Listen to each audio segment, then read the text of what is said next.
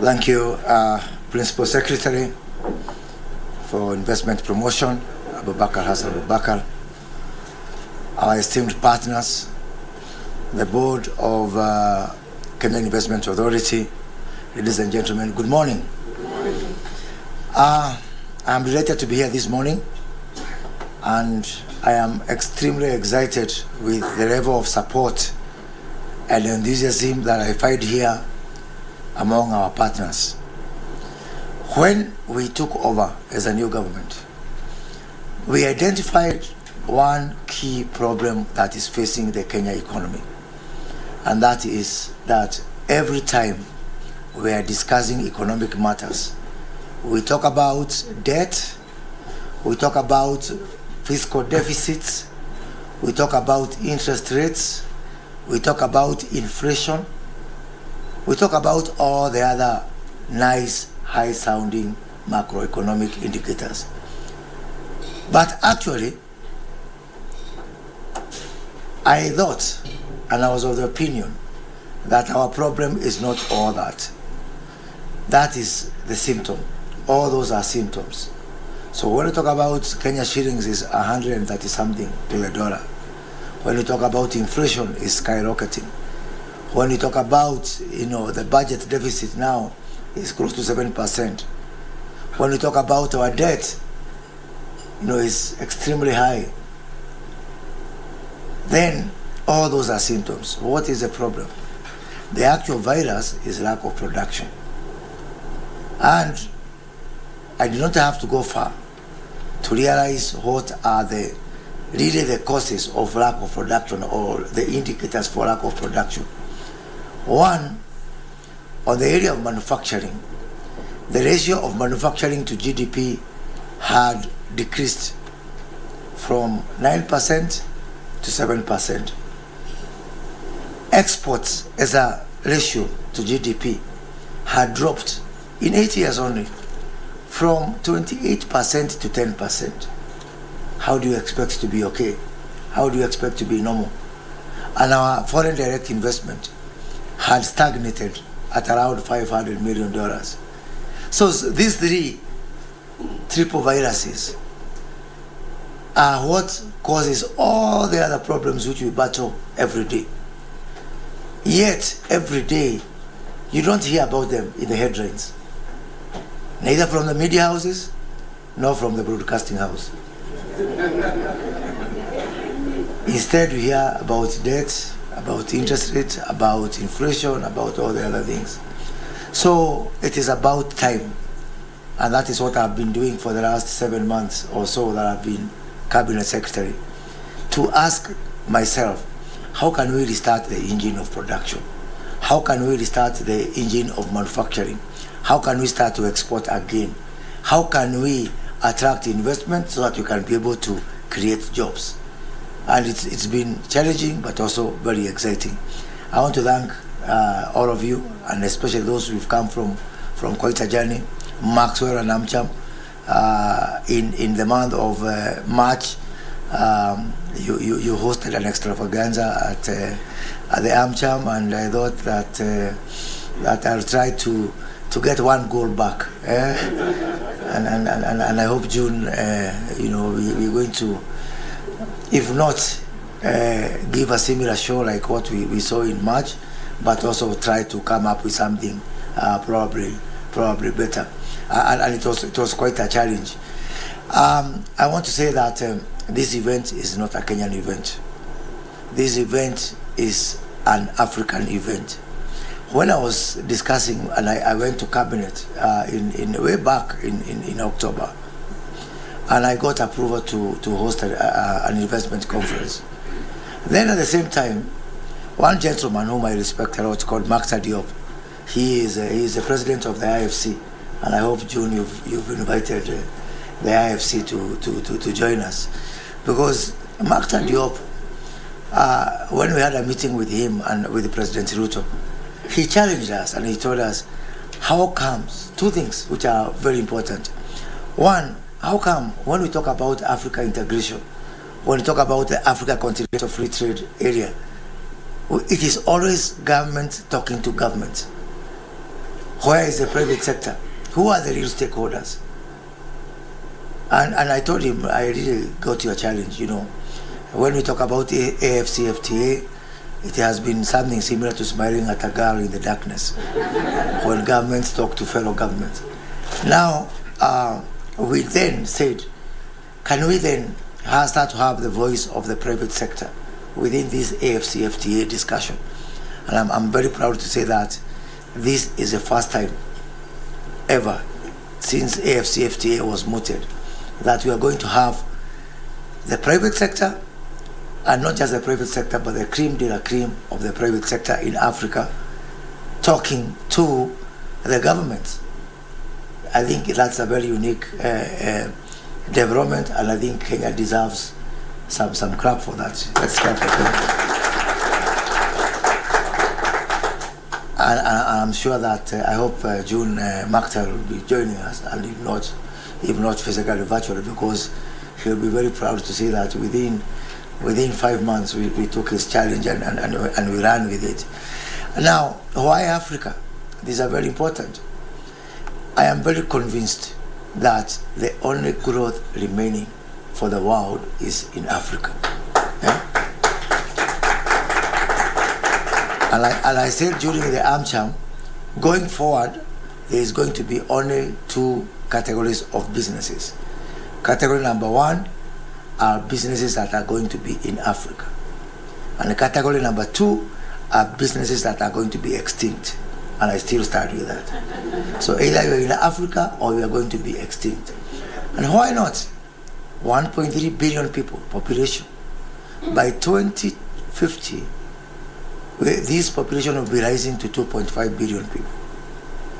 1 out of every 4 humans by that time will be an African. I look forward, and I actually want us to start thinking, should we maybe change our passports and our IDs so that instead of starting with country, Kenya, county, Murang'a, district, Gatanga, I'm not talking about you minor, but we start with continent, Africa, so that we can be truly, truly, truly proud African. And we should be proud. By 2050, even now as we speak, if Africa was a country, it will be the same population as China. Can you imagine that? We will be rivaling with China in terms of who has the highest population. And you know, China will not be lucky because even some of their nationals are now called Mutua. So in terms of those numbers, you can see, even by migration, a lot of Chinese people will be migrating to Africa. And I think my friend here, William Mutua, is a vivid example. And you know, economists are all about population. I really want to ask those people who are there when we are doing this Kupanga Uzazi. Those people are not very good people. I think they misread us. Because today if you look at G20, if you look at G20 countries, half of the countries in G20 are there not because of industry, not because of resources, but because of just population. You know, and that's why they are in G20. I was in Indonesia the other week. Indonesia is number 15 economy in the world with a $1.8 trillion, similar equivalent to the entire Africa GDP. Why?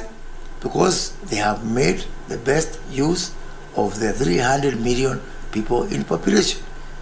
So let us embrace population, and let nobody comes again with that kind of misguided program as Kupanga Uzazi. You know, because by now, you know, even Kenya could be in G20. Yeah? Why it's not for those people who came and gave us that Kupanga Uzazi. And I know I have got my friends from GIZ here, and I'm sure, truly sure you understand what I mean, that, you know, the next competitive item, the next competitive arena for world economies is going to be on the size of markets. That's why, as a country, as Kenya, we have identified AFCFTA not as just somewhere you join because of a shared identity. We are joining there not because of our identity, but because of our interest. It is of our utmost interest that Kenya participate in a very strong, integrated Africa Continental Free Trade Area. When we were in Addis Ababa, some 2-3 months back, I did challenge the Secretary General of AFCFTA, His Excellency Wamkele Meni. And I told Wamkele, you know, we have taken so much time in all this planning and ratification, exchanging offers, and a lot of what I would call motion without movement. Can we now have some movement to add to the motion? And I said, let us meet and say after all that, because now we have got a critical mass. Only 4 or so countries have not ratified AFCFTA. All the RECs, all the regional economic councils, like East African Community, have now placed their tariff offers. South Africa, Custom Union, SACU, was the most problematic because a lot of consensus required in that particular block. They just offered their tariff offers. So what next? Are we going to plan until the next millennium? And I said, let's meet and say, where is now our implementation matrix for the AFCFTA? And he told me, let's look for a country to host us. And I said, no, Kenya will host. I didn't even have an idea whether I was committing my country without approval from my government. But I said, what is wrong with trying anyway? And so I came and cabinet, ratified my offer and said let's combine this planning session for the AFCFTA with our KICO, our investment conference, and let's have that new way of looking at it, that every private sector event in Africa also brings together the government. So I'm very happy with this government to private sector partnership. I always say that if I was to be asked to choose what your ministry should be called, I would say investment, trade and industry is too wordy, and I will request one day that I am simply called the cabinet secretary, the ministry of the private sector, because I am actually the champion of the private sector, and it is my responsibility to ensure that we have got a thriving private sector, and to ensure that we are going to have a private sector-led economy. We used to have those creatures in the speeches in the 90s, that the private sector is the engine of growth. I don't know what happened to this engine, because the growth has not happened. And this is really also my challenge to you. When we were coming up with the criteria, we sat with the team from Standard Bank sometimes in November, and we said, can we have, I wanted to have only those companies with more than 5 countries presence in Africa. Believe you me, we didn't find 10. Not more than 10 companies have got presence in more than 5 countries. And this is really the shame of Africa. I think this is a conversation we need to have with the private sector. How come everybody is in their village? With 1.3 billion people market, African companies, everybody is a king in their own corner. Everybody is an Olympics swimmer in their bathtub.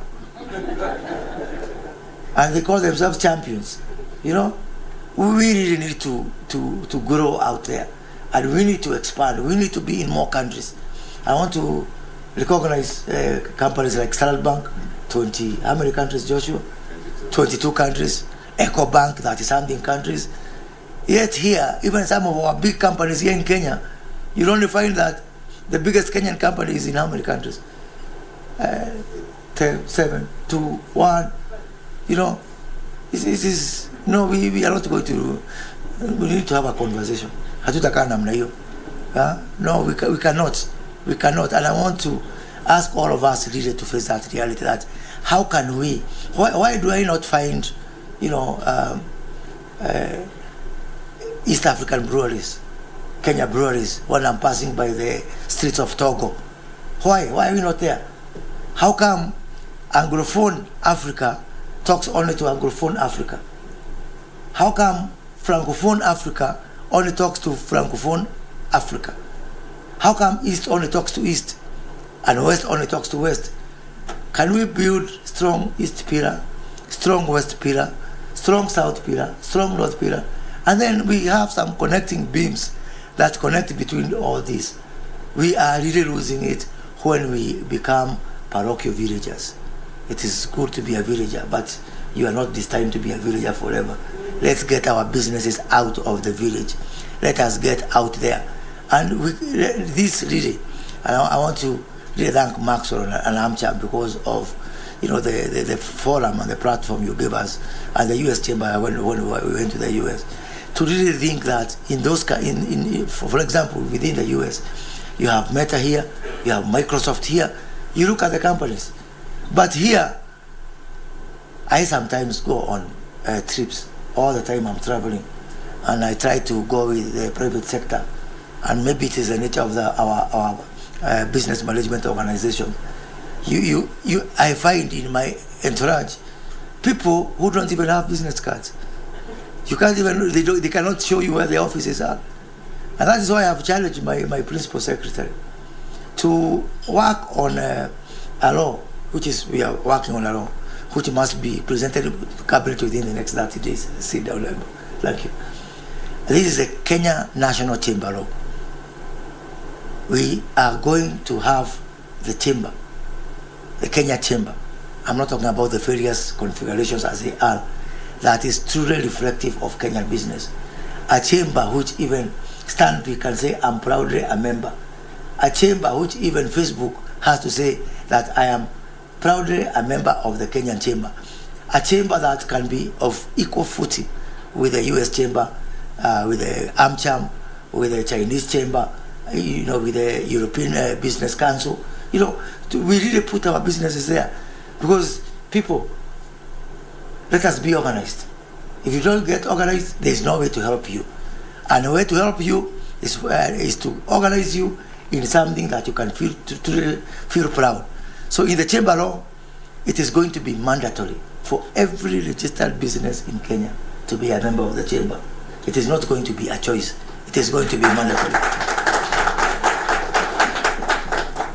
And some people are going to start crying, now this is going to increase the cost of doing business. What? How now? How?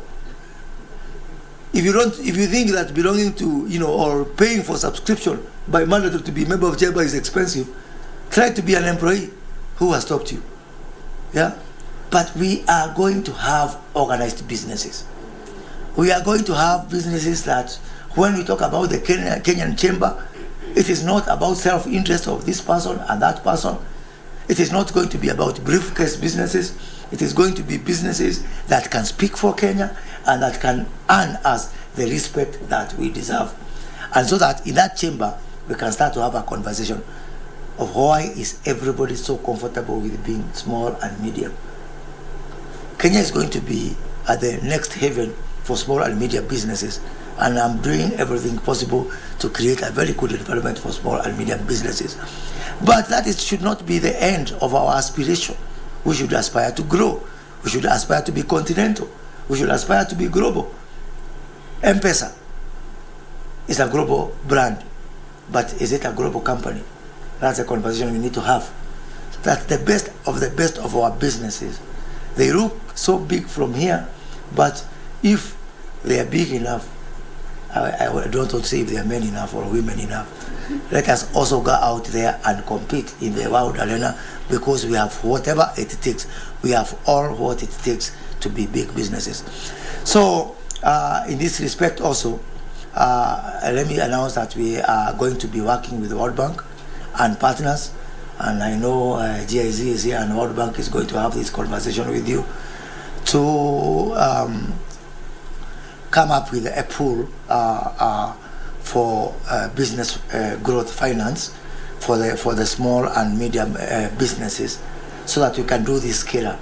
Because if we have to do scale up of our businesses, then it is imperative that we provide business capital for them. Kenya and Africa, you know, in the West, even in China, if you have a good idea, what do? You think this idea is marvelous, it is unique, you go and hire a good manager. You hire a good manager. Then what do? Then you go to either a bank or a venture capitalist or private equity, and you tell them, hey,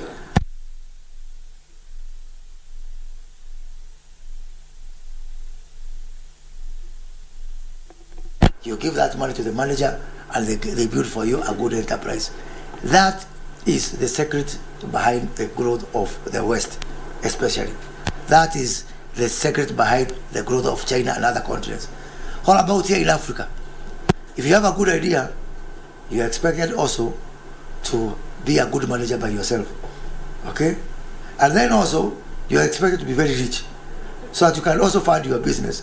So you are the financier, you are the manager, and you are also the vision carrier. You are the creator, all in one. That's why I say it's only in Africa you expect somebody to be handsome, rich, and they sing well. It is not possible. In other countries, you have to have one. Yeah? So what we are going to do in this country also, and I hope hopefully in Africa, is to create structures so that when you have a good idea, somebody else provides good management, and yet somebody provides business finance. So I want to ask GIZ and all the other partners, even the corporates, to really support our what we are calling Kenya Jobs and Economic Transformation KJET program, which we are going to be launching with the World Bank very, very soon, so that we can also be able to pull together money, resources. And I'm not talking about small money, big money, a lot of money, so that anybody who would want to start their own business or to scale up their existing business, we are able to de-risk them, to pull them. And also, another thing is that as a country, we've been expecting partners to come in here, go to our villages, identify businesses from our villages, fund our businesses. As a government, we've been sleeping on the job because we've not made the work easier for our partners. So we are coming with a difference now. We are going to work on our businesses, profile our businesses, make our businesses ready to be supported. If you want to be supported, you must be ready for that particular support.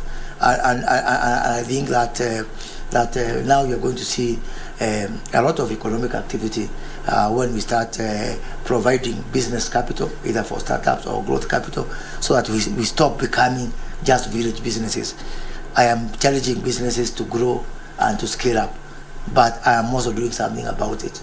I'm leveling the business environment.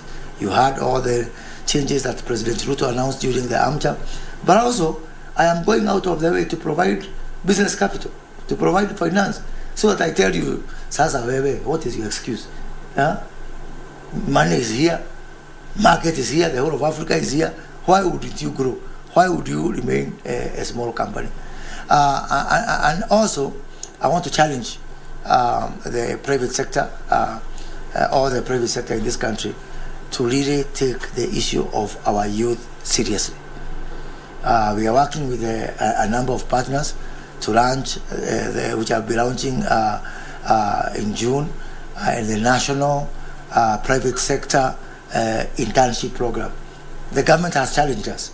The government recently, through the Ministry of Public Service, launched an internship program for the public sector.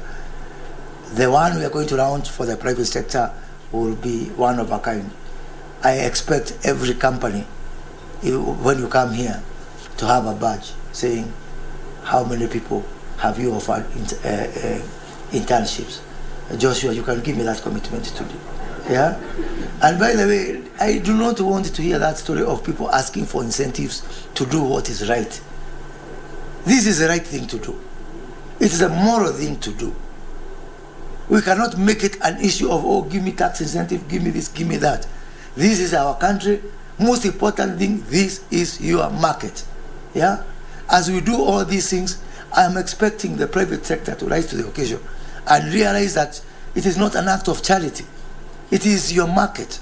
These are your customers. If you doubt that, ask us to go, all of us Kenyans, 54 million, to go visiting Uganda today. Who are you going to sell to? This, at least, let that young man or woman come to your company for 1 year. Pay them just kidogo stipend, yeah, for that 1 year. So that in the second year, even if you don't have work for them, they will be able to apply for a job and say, 1 year, internship program, stand big. So that person is much better, is much more employable than if they are somewhere in Katanga, where mine come from. Yeah, waiting and just writing it. I remember the, in those days, there was no where to type application letters. So when I left the university, we used to go job hunting. And how you do job hunting is that you write a letter on a foolscap, and then you write to the banks. You say, Leo nisikuya banks, or Leo nisikuya something else. So how I got a job in a bank is that day I had like five letters written to the managing director. Then you leave a space, bank, house Eminigani, PO box, you leave, then you like the same one. So that when you now start going around, you see Stanbic, you say, oh, Stanbic Bank. And so one day I just saw a logo there, Standard Chartered Bank. I said, I delivered. I developed my application, and the following day I was offered a job. Yeah, because things were much easier that time, especially if you had the right qualification. But not so today. And I think, Joshua, private sector, please, I really ask you for your support to make the private sector internship program work. And I have a target of 500,000 internships. You can give that by yourself, then I can raise a target. But we must put 500,000 Kenyans into internship program. We can do it. If all of us come by, and please, the next meeting, June, is only for companies that are participating in the internship program. Because those are the responsible corporate citizens that we need to have. So I welcome you next week, and I want to thank you for the support you've given. June has said that the event starts at 7, but she has made another mistake to say that the president will arrive at 7:30. The president, I had now to WhatsApp him to say what has changed. The president has reaffirmed that he will be there at 6:59 a.m. Yeah. Because Kenya is open for business, and as Joshua said, Kenya is ready for business, and I'm very happy to see Meta Group also participating. I want to end with a small story about Facebook, about Microsoft, and I want to give a story about Bill Gates. So one time, Bill Gates was hiring the managing director for Microsoft Eastern Europe. And he called people for an interview, and 10,000 people turned up. And he was wondering, how do I reduce this number of 10,000 people to get one candidate? So he asked the first question. He said, if you've never managed 5,000 people, get out of here. And half of the people, 5,000 people left. There was left 4,999 people, plus one guy called Kamau from Kenya. And Kamau has never managed anybody in his life. But Kamau said, anyway, what do I have to lose by just staying around? Let me stay. So Kamau and 4,999 others stayed. And Bill Gates still thought this crowd is too big. It needs to be managed. He said, I'll go to the next question. And he asked them, this region, the dominant language is Serbian. So if you don't speak Serbian, get out of here. And everybody left except 2 people. Kamau and one more person. Kamau reasoned, I don't know what even is Serbian. But why do I lose by mistake? I'll just try my luck. So Kamau, Bill Gates was so happy with himself. He said, my 2 questions, I have left only 2 people. This must be surely the right candidate. I'm even going to think of splitting this job into 2 so that each of them get a job. He told them, I'm so proud of you. Now can you speak in Serbian to each other? Kamau said, oh my God, my day has come. Kimeshikana. So Kamau said in Kikuyu language, Kohana tia modo wa nyumba. Then the other guy replied, Gotiri now. That is the Kenyan spirit of trying. Let us keep trying that.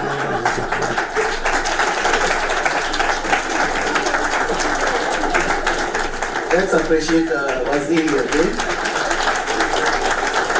Thank you very much, Waziri. We want to go to the last.